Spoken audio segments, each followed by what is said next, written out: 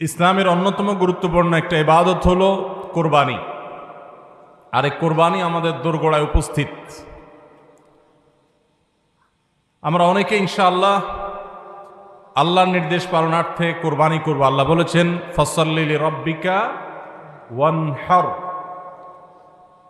তুমি তোমার রবের নির্দেশে সালাত আদায় করো এবং কোরবানি করো।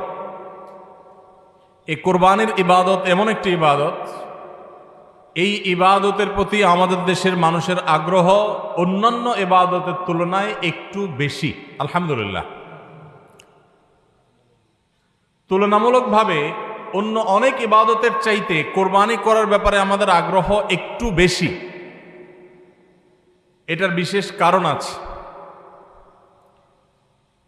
অন্যতম বড় যে কারণ সেটি হলো যে এটাকে আমরা উৎসব